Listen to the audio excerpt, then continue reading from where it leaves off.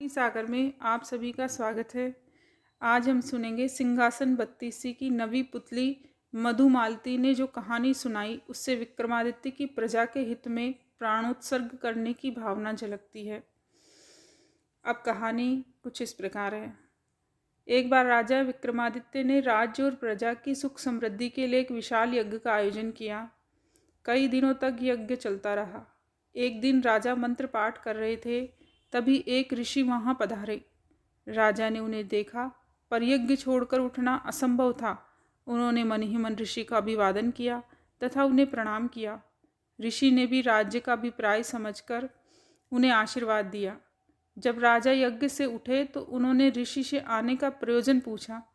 राजा को मालूम था कि नगर के बाहर कुछ ही दूर पर वन में ऋषि एक गुरुकुल चलाते हैं, जहाँ बच्चे विद्या प्राप्त करने के लिए जाते हैं।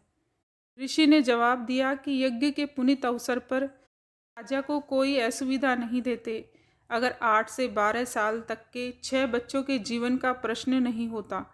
राजा ने उनसे सब कुछ विस्तार से कहने को कहा।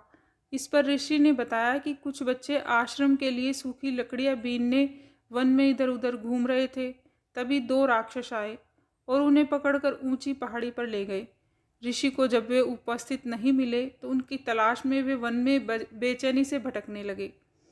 तभी पहाड़ी के ऊपर से गर्जना जैसी आवाज़ सुनाई पड़ी, जो निश्चित ही उनमें से एक राक्षस की थी। राक्षस ने कहा कि उन बच्चों की जान के बदले उन्हें एक पुरुष की आवश्यकता है, जिसकी वे माँ काली के सामने बलि देंगे। जब ऋषि ने बलि के हेतु अपने आप को उनके हवाले करना चाहा, तो उसने असहमति जताई। उन्होंने कहा कि ऋषि बूढ़े हैं और माँ काली ऐसे कमजोर बूढ़े की बलि से प्रसन्न नहीं होगी। काली माँ की बलि के लिए अत्यंत स्वस्थ क्षत्रिय की आवश्यकता है। राक्षसों ने कहा कि अगर कोई छल या बल से उन बच्चों को स्वतंत्र कराने की चेष्टा करेगा तो उन बच्चों को पहाड़ी से लुढ़काकर मार दिया जाएगा। राजा विक्रमादित्य से ऋषि की परेशानी देखी नहीं जा रही थी। वे तुरंत तैयार हुए और ऋषि से बोले, आप मुझे उस पहाड़ी तक ले चले। मैं अपने आप को काली के सन्मुख बलि के लिए प्रस्तुत करूंगा। मैं स्वस्थ हूँ और क्षत्रिय भी। राक्षसों को कोई आपत्ति नहीं होगी। ऋषि ने सुना तो हतप्रभ रह गए। उन्होंने लाख मना करना चाहा, पर विक्रमादित्य ने अपना फैसला नहीं बदला। उन्होंने कहा, अगर राजा के जीवित रहते उसके राज्य की प्रजा पर कोई विपत्ति आती है तो राजा को अपने प्राण देकर भी उस विपत्ति को दूर करना चाहिए। राजा ऋषि को साथ लेकर उस पहाड़ी तक पहुँचे। पहाड़ी के नीचे उन्होंने अपना घोड़ा छोड़ दिया तथा पैदल ही पहाड़ पर चढ़ने लगे। पहाड़ी वाला रास्ता बहुत ही कठिन था, पर उन्होंने कठिनाई की परवाह नहीं की। वे चलते चलते पहाड़ की चोटी पर पहुंच गए। उनके पहुंचते ही एक राक्षस बोला कि वह उन्हें पहचानता है और पूछने लगा कि उन्हें बच्चों की रिहाई की शर्त मालूम है कि नहीं। उन्होंने कहा कि वे सब कुछ जानने के बाद ही यहाँ आए हैं, तथा उन्होंने राक्षसों से बच्चों को छोड़ देने को कहा। एक राक्षस बच्चों को अपनी बाहों में लेकर उड़ा और नीचे उन्हें सुरक्षित पहुंचाने आया। दूसरा राक्षस उन्हें लेकर उस जगह आया जहां माँ काली की प्रतिमा थी और बलिवेदी बनी हुई थी।